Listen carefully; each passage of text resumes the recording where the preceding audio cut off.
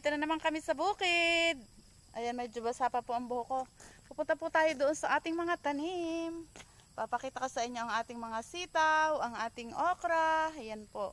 Bisitahin natin ang ating mga tanim na halaman dito, yung mga gulay. Tayo po ay bibisita muna, tapos po tayo ay pupunta doon sa ating mga gagawain. Ayan po, oh.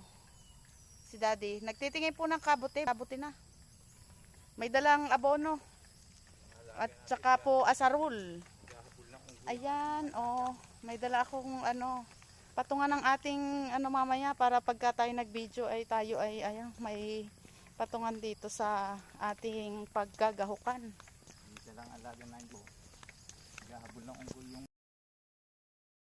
Ayan po ang ating mga aso. Ayun si may hinahagad. Ayun. Naghahabol ng unggoy yung mga aso natin. Nandun, una-una na. Ayun. Marami pong unggoy dito. Diyan sa yan, papunta po doon. Nabuko ng patola. Ayan po ang ating patola, oh. Ayan, oh. Nabuko na, oh. Ayan, oh. Dalawa na sila, oh. Ayan ang isa. Ito ang isa. Ayun, diyan, oh. Maganda na po, oh. Ayun pa, meron pa rin doon, oh. Mga bulaklak, oh. Maganda na po yung ating mga tanim ng na yan, oh. Yan. May bunga na po, oh. Ayan, sa sunod i-harvest din tayo dyan. Ayun po, kung nakikita nyo yung doon sa dulo, sa taas. May bunga din po doon. Ayan, sa sunod po isusungkitin na laang. Pagka po, ayan.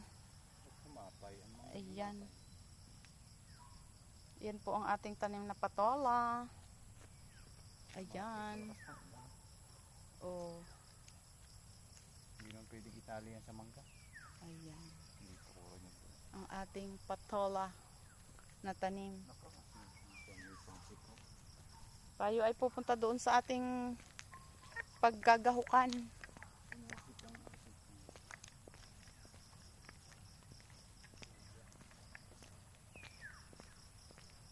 Ayan po, oh.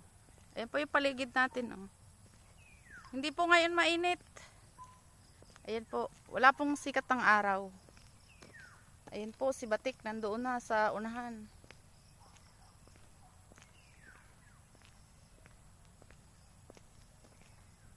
Ayan po ang ating mga sitaw. Mamaya po kami mangunguha dyan. Tapos ito pang isa. Ayan, maya pa po mangunguha ng sitaw. Ayan po, oh. Yan po ang ating mga sitaw. Dinadaanan po namin yan papunta din sa ating mga tanim na kadyos at saka po. Ayan po ang ating kadyos. Yan po ay ating gagahukan. Lalagyan po ng abono. Ayan po. Madami na po ngayon ang bunga ng sitaw. Ayan, oh. Ayan po ang ating Nung nakaraan po si Daddy lang ang nagpunta dito, kaya po siya ay nakapaggahok na rin at nakapag-abono. Pero hindi pa po lahat na abonohan. Ayan po, oh. Kaya abonohan pa po. Ayan, yung mga natapos na ni Daddy, oh. Yung may gahok na po ang puno, ayan po ay tapos na ni Daddyng lagyan. Ayan. Siya lang po ang nagpunta dito nung nakaraan. Kaya po, ayan. Papunta doon. Ayan po ay tapos na. Lahat po ng mga nandyan sa bandang yan ay tapos na ni Daddy. Ayan, papunta po dyan. Yan po ang inabunuhan na, tapos po ay ginahukan. Tapos kami po ngayon ay maggagahok pa rin. Ayan, dito po kami sa hindi pa tapos gahukan. Diyan po sa tabi naman ng kalsada. Tapos papunta po dito, papunta dyan. Ayan, medyo na po, papunta dun sa dulo na yun. Yan po ang aming gagahukan ngayon. Ayan po, pakita ko sa inyo ang aming paggagahok.